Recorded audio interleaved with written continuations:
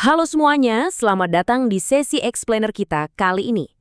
Hari ini, khusus buat kalian para mahasiswa hukum dan pembelajar yang luar biasa, kita bakal langsung membedah tuntas soal sejarah keberadaan dan perkembangan cyber law, pastinya dalam lingkup mata kuliah hukum siber atau yang juga sering disebut hukum telematika.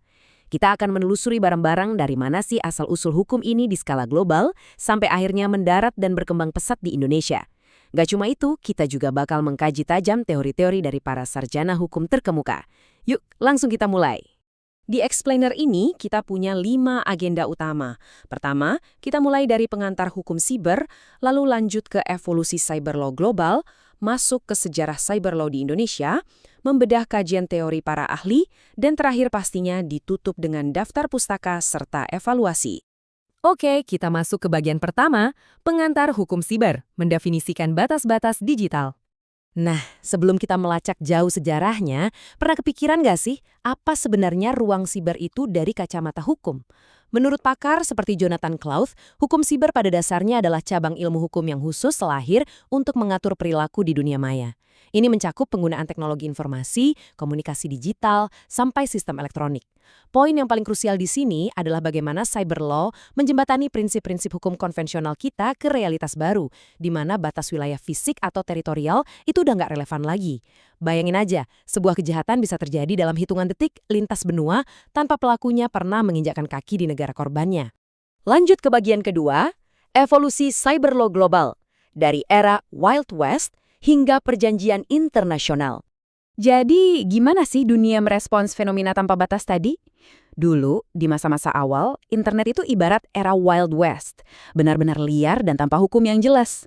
Kalau kita lihat lini masa globalnya, di era 1980-an, negara-negara di Eropa dan Amerika Utara itu baru mulai sadar akan ancamannya dan perlahan mengkriminalisasi kejahatan komputer yang masih sangat mendasar. Masuk ke era 90-an, internet tiba-tiba meledak secara global. Tapi sayangnya, ini dibarengi sama maraknya fenomena pencurian data. Nah, tahun 2001 jadi titik balik yang luar biasa penting dengan lahirnya Konvensi Budapest tentang kejahatan siber. Ini semacam jangkar internasional pertama buat memberantas kejahatan siber lintas negara. Melompat ke 2016, Uni Eropa bikin gebrakan dengan memperkenalkan GDPR, aturan pelindungan data yang revolusioner banget. Data is the new oil. Kalian pasti sering dengar istilah ini kan? Coba resapi sebentar. Masuk ke tahun 2010-an, ada pergeseran paradigma global yang drastis banget. Gara-gara berbagai skandal digital besar, dunia akhirnya melek kalau data pribadi itu punya nilai ekonomi dan politik yang luar biasa tinggi. Bahkan udah setara atau mungkin melebihi minyak bumi. Kesadaran inilah yang akhirnya memicu berbagai negara berlomba-lomba bikin undang-undang pelindungan data pribadi yang super ketat. Sekarang kita masuk ke bagian ketiga. Sejarah cyber law di Indonesia, respons regulasi nasional. Gimana dengan respons di dalam negeri kita sendiri? Tren global tadi ternyata sangat memengaruhi Indonesia. Di era 90-an, kita baru mulai melek soal teknologi komputer. Tapi baru di tahun 2000, pemerintah kita benar-benar serius menggagas aturan main di ruang siber. Prosesnya panjang dan akhirnya membuahkan hasil yang monumental di tahun 2008, yaitu disahkannya UU ITE sebagai fondasi hukum siber kita. Tentu aja, karena teknologi itu jalannya cepat banget, hukum juga harus ngejar.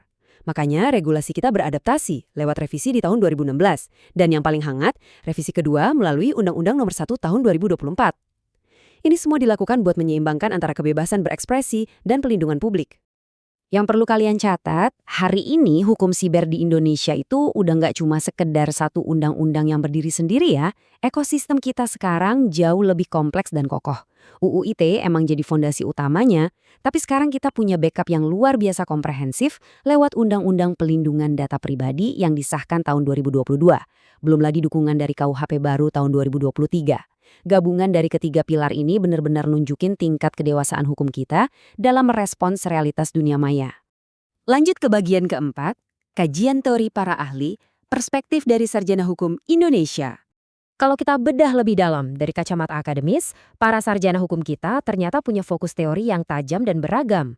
Lihat saja Prof. Ahmad M. Ramli misalnya. Beliau sangat menitik beratkan pada perpotongan antara hak kekayaan intelektual dan keamanan internet. Terus ada Bapak Edmond Makarim yang meletakkan batu pijakan krusial untuk regulasi telekomunikasi dan multimedia lewat hukum telematika. Di sisi lain, Prof. Bardanawari Arif melihat fenomena digital ini lewat lensa kebijakan pidana untuk memberantas kejahatan siber, yang secara unik beliau sebut sebagai tindak pidana mayantara. Nah, satu gagasan mutakhir yang benar-benar wajib kita perhatikan datang dari Prof. Dr. Danrifanto Budijanto lewat teorinya Revolusi Cyber Law Indonesia. Pemikiran beliau ini luar biasa relevan karena berani mendobrak konsep lama. Beliau membahas teori konvergensi, di mana hukum dipaksa beradaptasi dengan penyatuan telematika. Beliau juga udah ngomongin tantangan hukum AI loh, dan yang paling mendasar beliau menggeser konsep negara. Kedaulatan sebuah negara saat ini nggak cuma diukur dari darat, laut, atau udara aja, tapi dari kedaulatan data nasionalnya. Keren banget kan? Dan akhirnya kita sampai di bagian kelima, daftar pustaka dan penutup. Referensi akademik dan evaluasi akhir. Buat kalian yang mau menguasai materi ini dengan komprehensif, literatur dari para pakar tadi wajib masuk daftar bacaan kalian. Mulai dari karya Pak Ramli, Pak Budijanto, Pak Makarim, Pak Mansur, sampai Jonathan Clough. Karya-karya mereka ini adalah fondasi esensial supaya kalian bisa menyerap kerangka teoritis hukum siber kita secara utuh, bukan sepotong-sepotong. Kalau kita melihat capaian pembelajaran dari kurikulum hukum telematika ini, tujuannya jelas. Kalian diharapkan mampu menganalisis dan mengkritisi konvergensi hukum baru. Artinya, pemahaman sejarah dan teori yang barusan kita pelajari ini sama sekali bukan buat dihafal.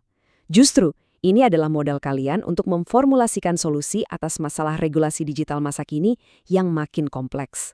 Sebagai penegasan ya, materi explainer ini disusun secara khusus oleh tim penyusun kurikulum program studi ilmu hukum dari Sekolah Tinggi Ilmu Hukum Online. Explainer ini dirancang sebagai media bahan pengajaran resmi yang bisa kalian tonton secara online kapan aja dan pastinya menjadi referensi akademik utama bagi para pembelajar hukum. Oke, sekarang waktunya kita menguji pemahaman kritis kita. Berdasarkan parameter evaluasi resmi implementasi cyber law di Indonesia, semua pengetahuan sejarah dan teoretis tadi harus bisa kita pakai buat membedah kasus nyata yang terjadi di masyarakat. Dan ini dia pertanyaan berbobot sekaligus tantangan analisis buat kalian semua. Coba kalian analisis sebuah kasus penipuan online di Indonesia yang melibatkan penyalahgunaan kartu kredit. Nah, berdasarkan sejarah perkembangan UU ITE dan teori dari para ahli tadi, gimana sih regulasi cyber law kita saat ini menangani kasus tersebut? Terus, menurut kalian, apa tantangan paling besar dalam penegakan hukumnya di lapangan? Yuk, asah logika hukum kalian dan gunakan literatur tadi untuk menyusun argumen yang solid. Teruslah berpikir kritis dan sampai jumpa di explainer kita selanjutnya.